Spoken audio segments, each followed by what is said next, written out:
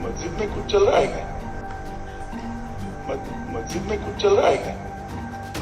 होगा।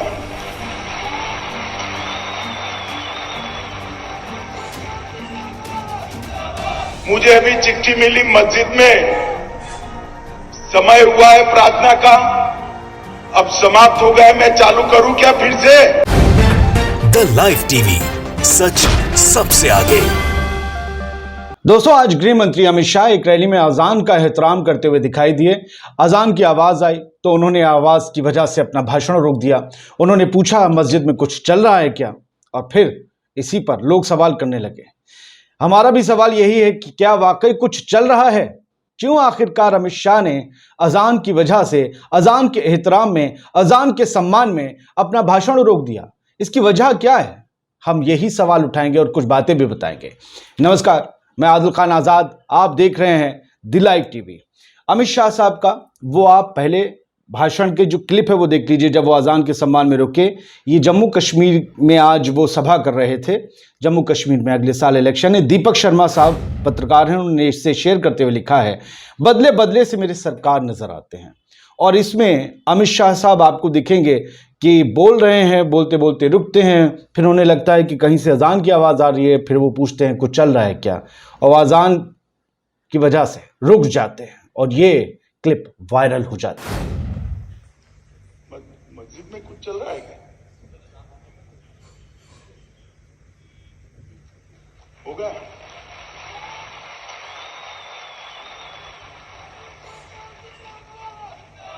मुझे अभी चिट्ठी मिली मस्जिद में, समय हुआ है प्रार्थना का, अब समाप्त हो गया। मैं चालू करूं क्या फिर से?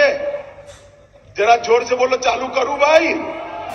तो देख लिया आपने, पहले आरएसएस के प्रमुख मोहन भागवत साहब मस्जिद जाते हैं, फिर मदरसे जाते हैं, फिर उसके बाद आरएसएस के नंबर 2 की हैसियत रखने वाले दत्तात्रेय होसबाले भारत में बढ़ रही महंगाई और बेरोजगारी पर चिंता जाहिर करते हैं। यहां तक कि उसे राक्षस बता देते हैं, जो कि मोदी सरकार को कटघरे में खड़ा करती है, क्योंकि सरकार के प्रवक्ता और नेता कभी मानते ही नहीं थे कि देश में बेरोजगारी बढ़ रही है, देश में महंगाई बढ़ रही है।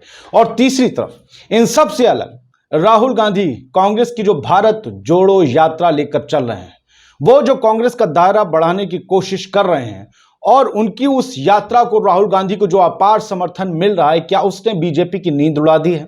क्या उसने बीजेपी को अपनी स्ट्रेटजी चेंज करने पर मजबूर कर दिया है? क्या उसने बीजेपी के थिंक टैंक को फिर वापस सोचने पर मजबूर किया है कि 2024 की राह उतनी आसान नहीं है जितना वो सोच रही थी? इसमें तब्दीली करनी पड़ेगी। इस मंजिल को मकसूद करना है, पाना है, तो फिर दोस्त रास्ते में थोड़े से सायेदार दरख्त भी लगाने पड़ेंगे। ये सिर्फ पत्थर बिछाने से काम नहीं होगा। दोस्तों, विपक्ष मजबूत हो रहा है विपक्ष, और ये बीजेपी के लिए चिंता का सबब है। नीतीश कुमार एक तरफ हैं, दूसरी तरफ राहुल गांधी का जो दायरा है वो पैन इंडिया है। नीतीश कुमार हालांकि उस दायरे को बढ़ाने की कोशिश कर रहे हैं। उन्होंने जो किया है घटनाक्रम, उसके बाद बीजेपी को झटके लगने शुरू हुए हैं। अब राहुल गांधी हैं, जिन्हें समाज के हर वर्ग का प्यार भारत जोड़ो यात्रा में मिल रहा है। क्या यही वजह तो नहीं है कि बीजेपी के नेता सॉफ्ट इमेज बनाने की तरफ अग्रसर हैं? वरना यूपी में होने वाले निकाय चुनाव में करीब 1200 वार्ड में मुसलमानों को बीजेपी का टिकट देने की खबर सामने ना आती। तो क्या कश्मीर से कानपुर तक अब बीजेपी को मुसलमानों की जरूरत है?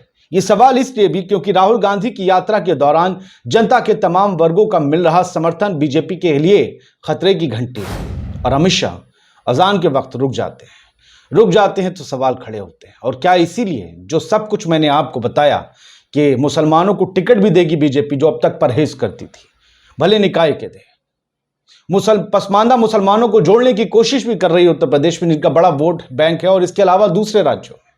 तो क्या इसीलिए अमित शाह अजान के वक्त रुक कर यह बताना चाहते हैं कि बीजेपी भी सभी धर्मों का सम्मान करती है, अकेले राहुल गांधी नहीं, अकेले कांग्रेस नहीं? और क्या इसी रास्ते से सॉफ्टनेस की तरफ, सॉफ्ट चेहरे की तरफ, सेकुलरिज्म की तरफ जाना चाहती है बीजेपी? पता नहीं। अमित शाह का वीडियो है। अमित शाह अजान के वक्त रुक जाते हैं, लोग सवाल उठाते हैं, सवालों से बात उठती है, सवालों से पूछा जाता है, जम्मू कश्मीर में अगले साल इलेक्शन है, ये बदलाव उसी की तरफ इशारा तो नहीं? मस्जिद में कुछ चल रहा है क्या? होगा।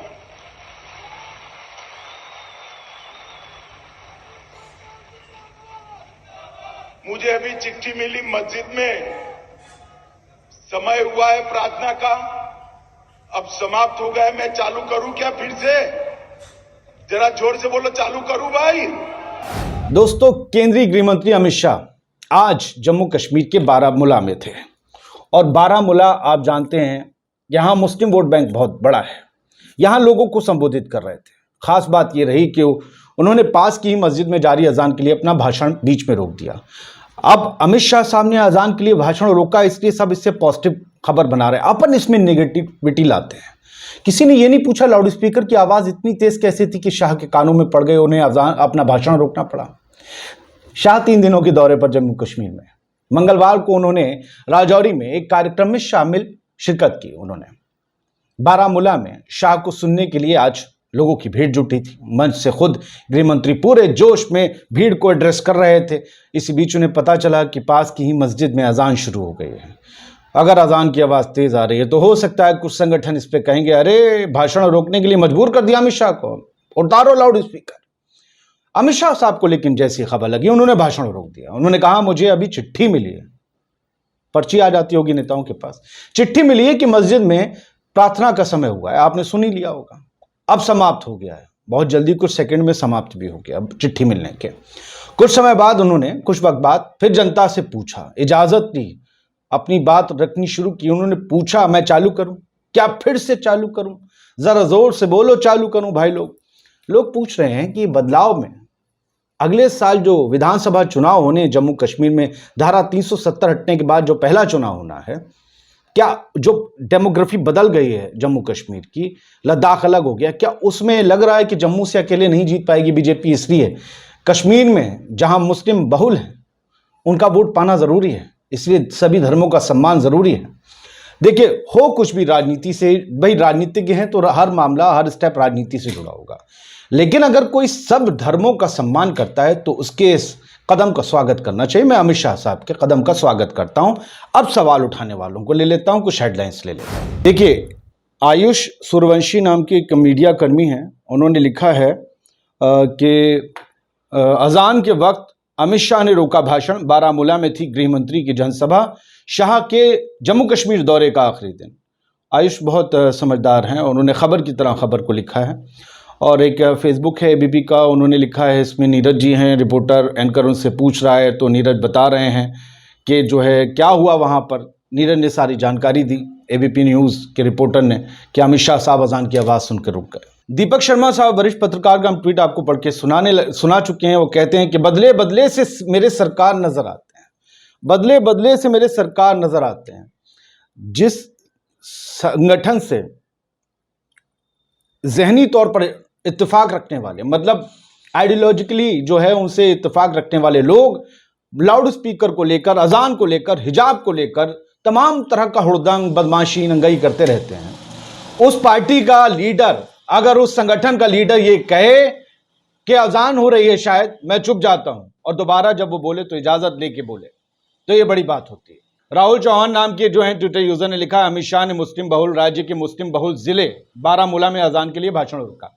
मुस्लिम बहुल जिला था, आप समझ रहे हैं, मुस्लिम बहुल राज्य है जम्मू कश्मीर। कश्मीर खास तौर से घाटी जो है। न्यूज़ 18 जम्मू ने भी उर्दू में इसे ब्रेकिंग दी है कि अमित शाह बारामूला रैली जनसभा स्थल के पास स्थानीय मस्जिद में अजान शुरू होने पर गृह मंत्री ने बीच में रोका अपना संबोधन। सुरेंद्र यदुवंशी हैं, कांग्रेस से जुड़े हैं। अब जरा समझिए, सर्वधर्म समभाव, सर्वधर्म सद्भाव, भारत के शांतिपूर्ण और प्रगतिशील भविष्य की नींव, ये राहुल गांधी की भारत यात्रा है। खलबली असल में यही है, माने कोई ना माने, किसी ने नहीं सोचा था, इंडिविजुअली मैंने नहीं सोचा था कि राहुल गांधी और भारत जोड़ो यात्रा को इतना अपार समर्थन मिलेगा।